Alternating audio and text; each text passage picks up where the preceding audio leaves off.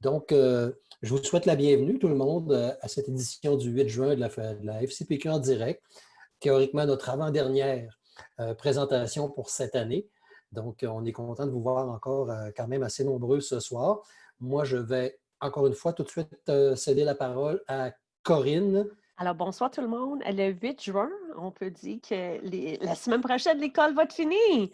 Euh, pour du monde qui sont à l'école, puis du monde qui fait à la maison, à l'école à la maison. Alors, ce soir, je ne vais pas parler trop longtemps.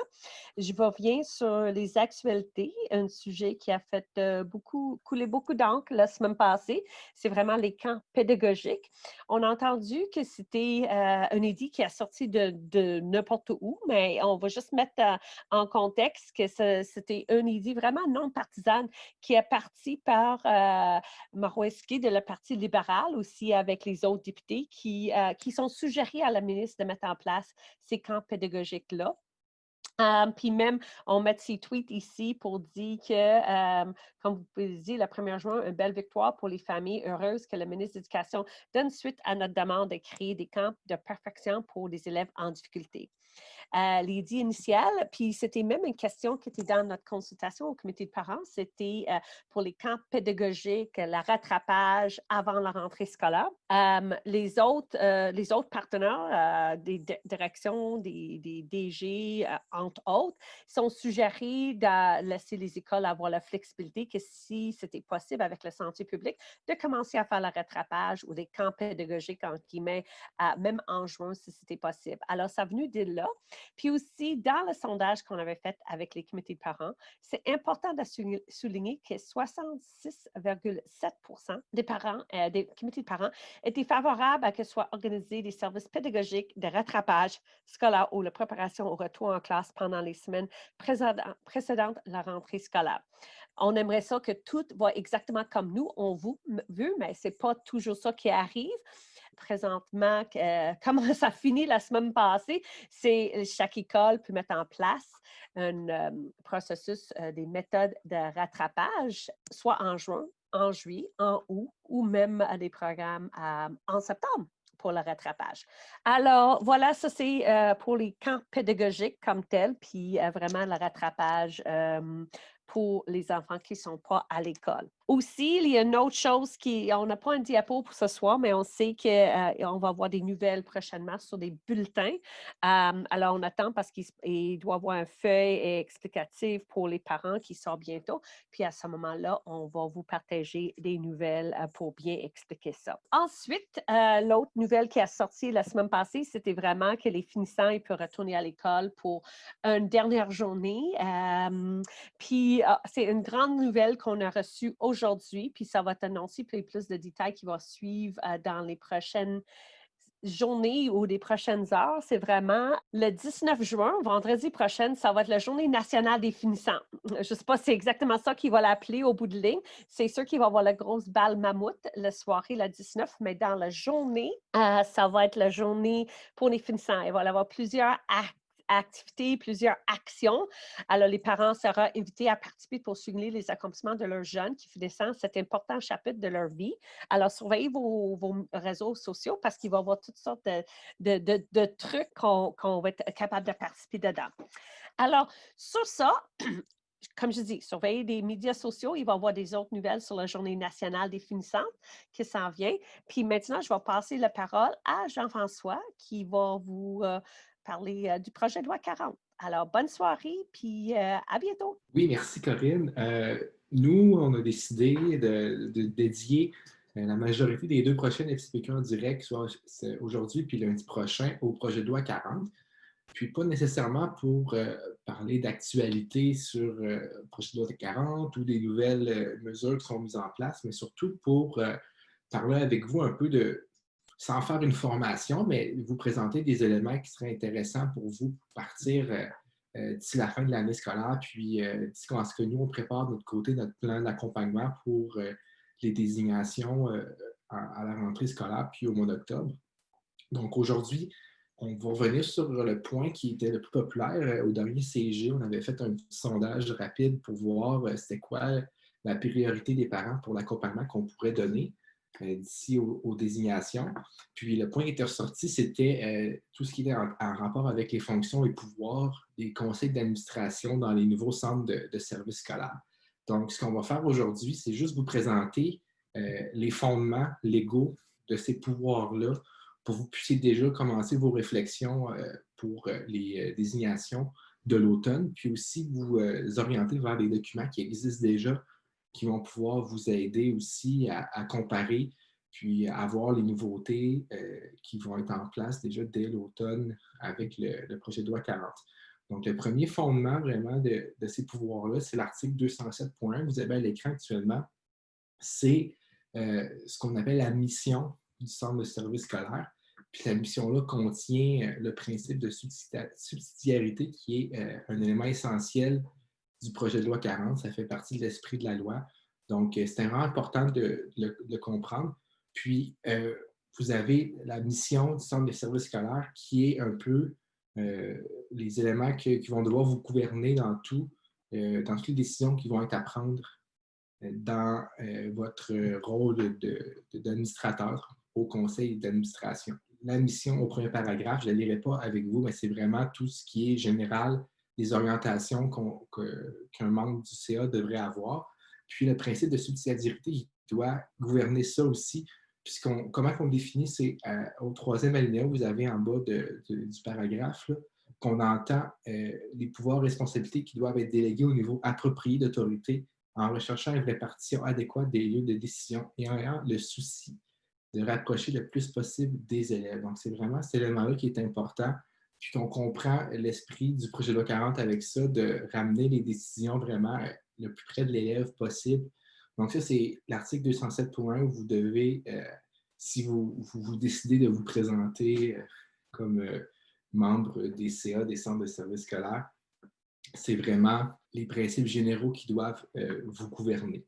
En deuxième, on a l'article 176.1 qui est vraiment l'énoncé légal des pouvoirs et fonctions d'un administrateur qui est sur le conseil d'administration. Donc ça, c'est vraiment les tâches et fonctions principales que la loi va donner à tous les représentants qui vont être désignés à l'automne.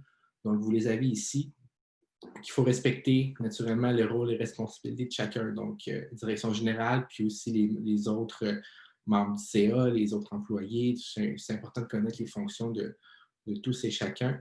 Tout ça dans une perspective d'amélioration des services éducatifs prévus par la présente loi. On parle de la loi sur l'instruction publique, puis des régimes pédagogiques qui sont établis par le gouvernement.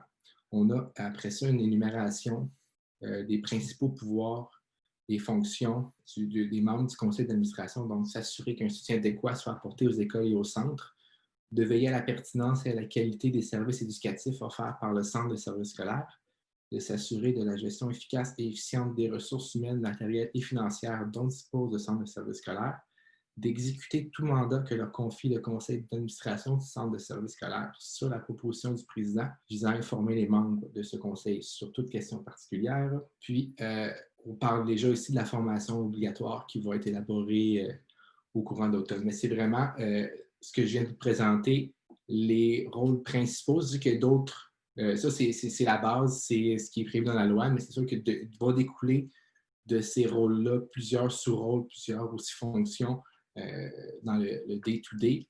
Mais aujourd'hui, on n'entre pas trop dans les détails pour ça, mais c'est important de connaître, comme je disais tantôt, le 207.1 qui parle de la mission, de la subsidiarité, puis aussi le 176.1 qui est l'énoncé principal des tâches. Et je vous disais aussi qu'on va aller vous orienter vers quelques petits documents qui allaient être utiles. Là, on vous a présenté 2 articles de la loi que vous pouvez retrouver sur Internet dans la loi complète, mais il y a aussi des documents qui ont été préparés par le ministère qu'on juge assez intéressants, qui peuvent vous aider aussi. On a un premier document qui c'est un schéma, toujours le fun d'avoir un schéma comme ça, de la composition, la nouvelle composition des conseils d'administration des centres de services scolaires. Donc, vous avez sur le même document la composition pour les centres de services francophones, puis les centres de services anglophones. Donc, ça traite vraiment des différences entre les deux, mais aussi de la composition. Fait que c'est facile de s'y retrouver en consultant ce document-là. Ensuite, il y a une série de petits tableaux comparatifs qui ont été préparés par le ministère. Puis, c'est super intéressant de les consulter aussi parce qu'on va présenter plusieurs aspects du projet de loi 40, mais avec la comparaison de ce qui était là auparavant, donc avec les commissions scolaires, puis les conseils des commissaires, puis ce qu'il va y avoir aussi avec les centres de services scolaires, puis les conseils d'administration. C'est facile de s'y retrouver selon la rubrique principale, les articles, puis vraiment de voir la comparaison, si c'est la même chose, si c'est différent, puis c'est quoi la différence entre les deux. Donc, c'est des documents super bien faits et intéressants pour bien s'y retrouver aussi, si à ce que des formations plus précises soient établies par le ministère, puis aussi de notre côté avec notre plan d'accompagnement d'ici l'automne. Donc, on vous y réfère, puis on a fait un petit zoom après la prochaine diapo sur un peu qu'est-ce que ça ressemble sur le mandat, le rôle, la présidence, direction générale aussi. Donc, on voit vraiment avant-après, c'est quoi les différences. Vous pouvez y avoir accès aussi.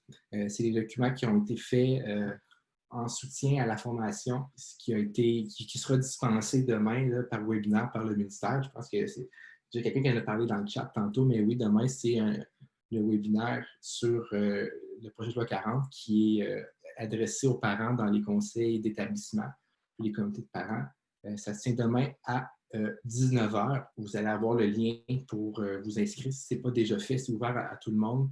Tout le monde qui sont membres d'un CE ou d'un CP. C'est vraiment une belle occasion d'aller s'informer déjà avec les personnes qui travaillent dans toute la mise en œuvre de ce projet de loi-là depuis le tout début. Puis on vous le conseille, c'est gratuit, c'est à 19h, ça dure à peu près 1 heure, 1 heure et demie.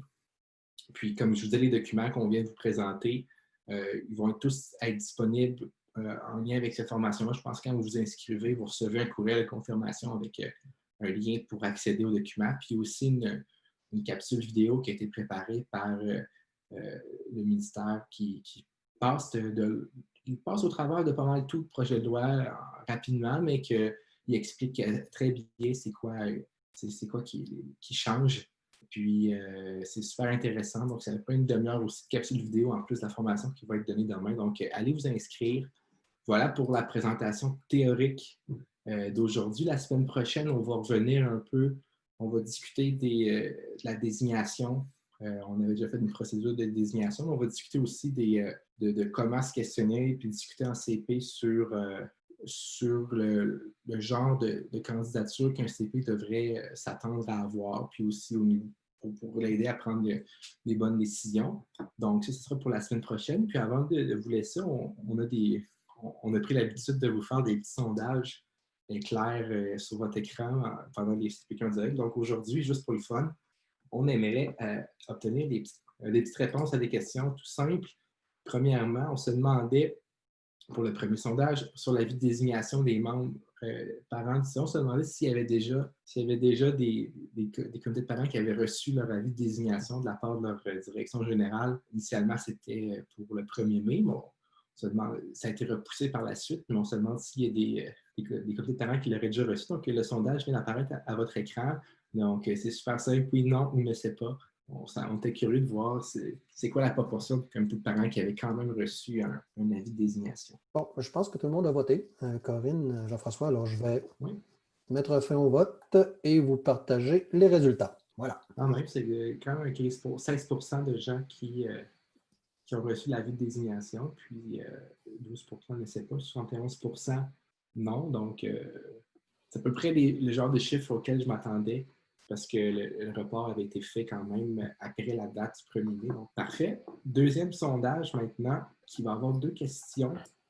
C'est sur le comité consultatif provisoire. On sait que pour le 15 juin, il doit y avoir un comité qui est formé par la direction générale pour l'assister pour les prochaines décisions qui doivent être prises tant que les CA ne sont pas formés. Donc, nous, on voulait savoir ce soir, même si on sait que la date maximale pour que ces comités-là soient formés, c'est la semaine prochaine, le 15. On voulait quand même voir avec vous si ce comité-là a été formé chez vous. Puis, si oui, si vous avez nommé déjà quelqu'un du CP pour vous représenter. Donc, le sondage est à votre écran actuellement. Les réponses, quand même un 18%, donc 9 comités qui n'ont pas encore Yvan de ce comité-là qui n'est pas formé encore. C'est sûr qu'il reste encore une semaine, mais c'est important pour ces 9 personnes-là, aussi pour les incertains ou ne sait pas, là, de voir à ce que ce comité-là soit formé pour la semaine prochaine. C'est super important. Puis, à la proportion à peu près pareille aussi, les gens qui ont voté oui, donc on a mis un membre du CP dessus. Donc, c'est super. On a quand même nos statistiques intéressantes. Voilà, c'est à suivre cette semaine si tout va être réglé. Donc voilà, merci pour les petits sondages. On va terminer avec un dernier petit sujet en vrac. On a eu une demande qui a été faite par Jean Cormier, qui est notre vice-président, puis qui est aussi à la commission scolaire des îles, sur un enjeu qui est assez fréquent dans certaines régions, dans les plus petites commissions scolaires. C'est un élément aussi qu'on avait déjà intégré dans notre mémoire sur le projet de loi 40 à l'automne dernier, puis qui a été discuté en commission parlementaire. C'est les plus petites commissions scolaires quand il n'y a pas beaucoup d'écoles à la base. Donc, ça fait que quasiment automatiquement, la personne qui est désignée au CP va être aussi automatiquement sur le conseil d'administration du centre de service. Donc, dans certains endroits, ça peut causer problème si il y a un membre qui n'est pas éligible finalement, aussi un membre qui démissionne, ça crée des vacances, puis ça crée une problématique pour combler ces postes-là. Il y a une initiative qui a été prise par Jean Cormier, comme je disais, de préparer une lettre pour soulever encore une fois cette problématique-là auprès du ministre, puis aussi de proposer une solution pour régler ça. Donc, la solution, essentiellement, c'est de rajouter dans le règlement qui traite des procédures de désignation, c'est de mettre une exception pour les commissions scolaires ou les centres de services plutôt, ça va être ça, qui ont moins de 10 écoles sur leur territoire, qui a une mesure qui donne une flexibilité pour être capable de nommer des personnes qui ne sont pas nécessairement membres d'un C.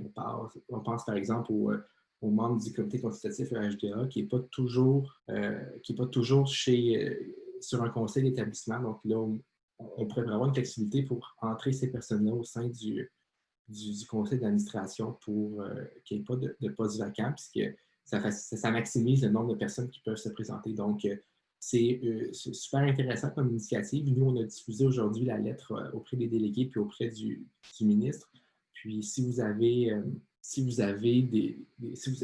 comité de parents qui est dans la même situation aussi, vous pouvez nous faire savoir, puis on peut vous remettre un modèle de lettre un peu comme celle que Jean a préparée, puis vous pouvez la transmettre aussi de votre côté. Donc, c'est une belle initiative. On est content d'aider les comités de parents comme ça qui ont des enjeux plus régionaux à être capables de les communiquer puis de partager des solutions. Donc, si vous êtes intéressé par ce genre de format de lettre-là pour aussi dénoncer cet enjeu dans votre coin, faites-le savoir, puis on vous transmet un petit modèle. Donc, voilà pour premier exposé sur le projet de loi 40.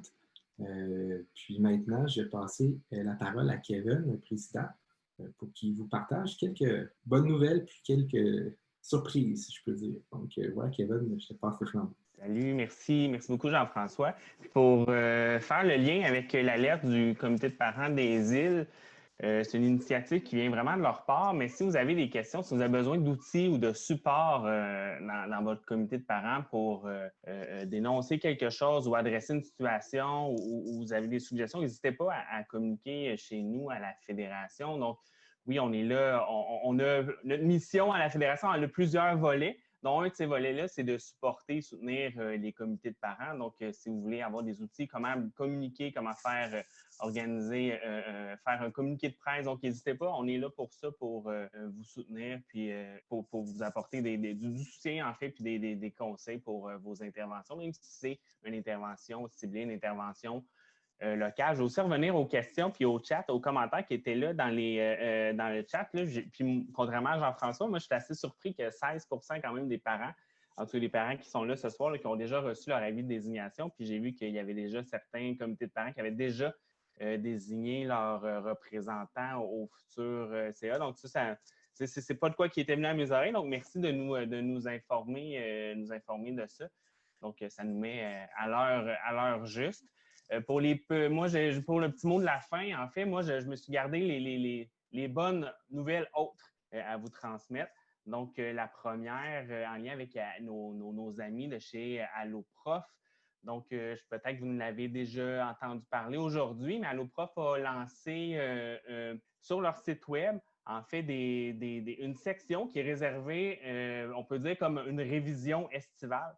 Que vous pouvez faire avec vos jeunes, avec vos enfants, même qu'au niveau du secondaire, je pense que les jeunes sont capables de s'orienter tout seuls à l'intérieur de ça. Donc, ils appellent ça les top notions au primaire ou au secondaire. Donc, c'est vraiment axé sur les notions sur lesquelles vos ados ou les enfants les notions qu'ils devraient avoir, en fait, maîtrisées avant de la rentrée prochaine. Donc, Alloprof conseille de faire ça, de répartir ça au courant de l'été pour les parents ou les jeunes qui ressentent le besoin, qui pensent avoir besoin d'une petite révision ou de se mettre à niveau, pour savoir si les notions sont toutes acquises pour l'année prochaine. Donc, surtout avec ce qui s'est passé là, dans les dernières semaines. Puis, Alloprof sont disponibles aussi l'été, donc c'est gratuit. Donc, n'hésitez pas à communiquer avec eux au cours des prochaines semaines ou cet été. Donc, deuxième petite nouvelle, puis ça, on en est bien fiers. On a travaillé fort, l'équipe de la Fédération a travaillé fort pour mettre ça de l'avant pour pouvoir produire ça. Donc, un nouvel outil qui va être disponible pour vous, pour les parents.